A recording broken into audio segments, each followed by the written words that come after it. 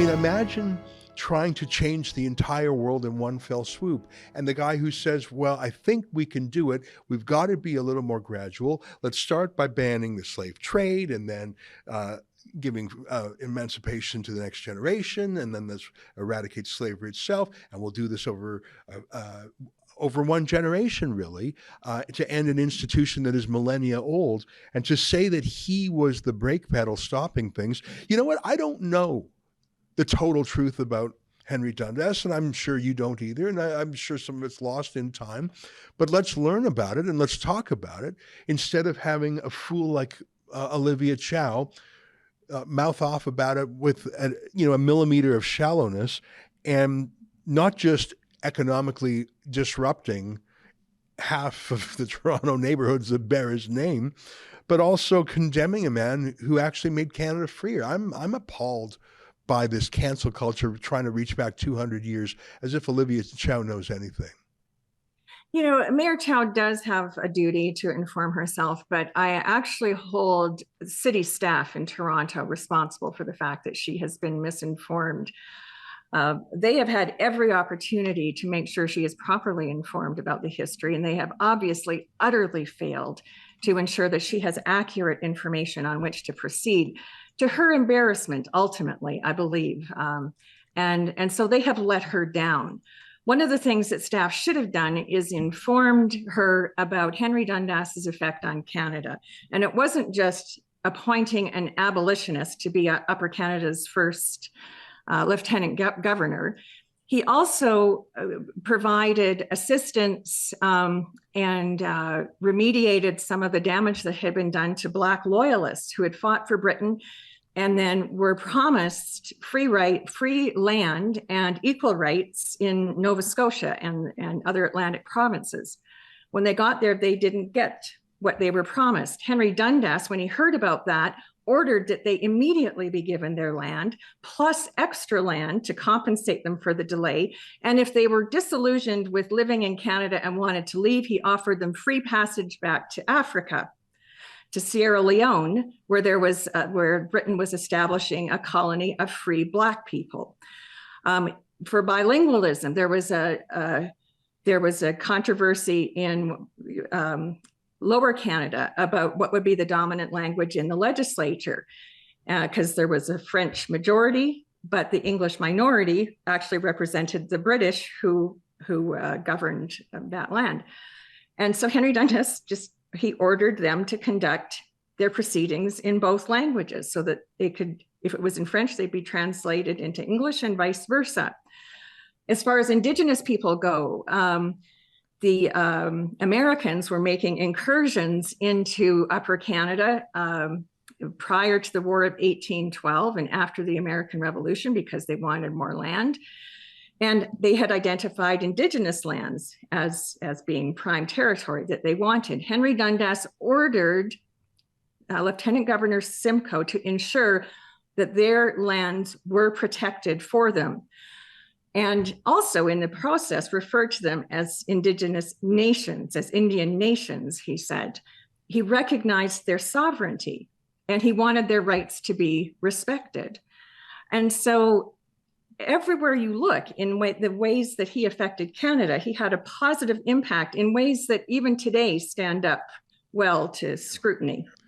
You know, he sounds like a great builder, a great person with historical sweep, a person who will be remembered and should be remembered. I don't think Olivia Chow will be remembered for much other than presiding over the decline of the city. I'd like to set up a little petition. Look, I'm not here in a position, I mean, we've been talking for the better part of an hour and I really appreciate it.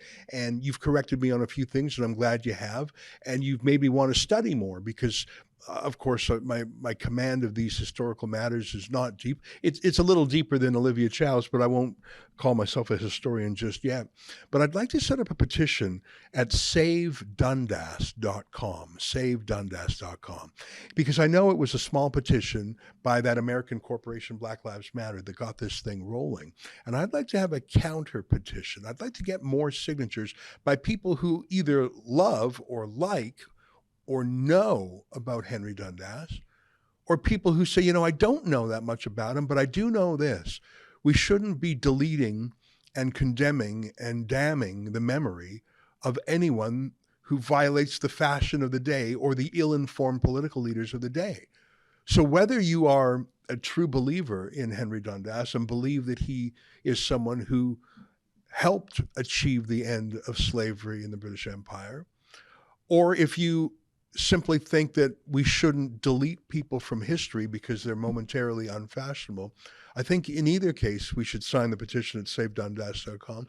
Jennifer, do you know how many signatures were on the petition that launched this atrocious campaign in City Hall to delete Dundas? It was a few thousand, Yes. wasn't it? It was just over 14,000, and about half of those were Toronto residents, according to the postal codes that they provided on the petition. 14,000, about half were Torontonians. So my goal is to beat that. My goal is what? I would just caution you. We actually do have something in the works around that. And we're waiting to find out tomorrow what Olivia Chow unveils at council, because she has said that she has something to unveil that she supports, which is a much more limited scope of renaming. And what the hints are that she's given around this are that the renaming will apply to the subway station by Dundas Square, which is the Dundas station, and that the young Dundas Square itself would be renamed, but that the street name would stay the same. So if there's going to be a petition, we'd actually like to know actually what Olivia Chow's policy is, what she supports, and what she's proposing to take forward into 2024 as the change that will happen around the name Dundas. Well, I think we should save Dundas. And I mean, I'm not averse to throwing a bone for the subway station, because the TTC these days is known for violence and discomfort and lack of hygiene in general and lateness. So I think where once naming a subway station after a man would honor him, I think now the TTC would dishonor anyone. I think we should rename it Chow Station after the mayor, because I think it embodies her. But other than that, I think we have to save Dundas.com. So I'll invite people to... Well, personally, my view is that the most important thing is that people know the historical truth about Henry Dundas as much as we can discern it from the available record at this time. And if they want to go ahead and rename a station or a square or anything, as long as they have the facts right, and they're not saying we're doing this because Henry Dundas supported slavery or he delayed abolition of the slave trade, those are just lies. They have been proven to be untrue. There are 3 peer-reviewed articles that expose those lies, and Toronto needs to face up to that before it does anything with the name Dundas. If they face up to the truth, then I'm not going to stand in the way or try to convince them not to rename Dundas Square or a subway station or a library, as long as they respect the historical record and are honest with citizens about who Henry Dundas was, and the fact that they've decided to change this name for other reasons. And they may have very good reasons for wanting to put new names on some city assets. But if they're going to smear our family name on the basis of lies, we will keep opposing them every step of the way. All right. Well, that's a powerful ending to our conversation. Jennifer, I'm so grateful for your time, and you've planted in my mind the seed of many other questions, and I think I'm going to do my best to educate myself. And I think our viewers who believe in history and respecting those who have come before us, it's a form of the biblical admonition to honor your mother and father. I mean, to throw out the past in ignorance is such a foolish thing. Not only is it disrespectful and frankly immoral, it throws away... I mean, it presumes that we are somehow morally unique and morally special today, and that we have nothing to learn from those who came before us. And I think that's actually the reverse of the truth. Jennifer Dundas, thanks for your time, and keep fighting the good fight. Thank you for inviting me, Ezra. It was a pleasure. My pleasure. Hey, I got to tell you, I'm going on a cruise with a whole bunch of rebels. We're sailing out of Fort Lauderdale on March 23rd, 2024. That's not so far away, less than 6 months away. A gorgeous trip around the Caribbean Paul and America line. Boy, is that luxurious. And we're going to bring some of our favorite Rebel talent. Sheila Gunn Reid, David Menzies, and can you believe it? We're actually bringing Tamara Leach with us, and you are invited. That's rebelnewscruise.com.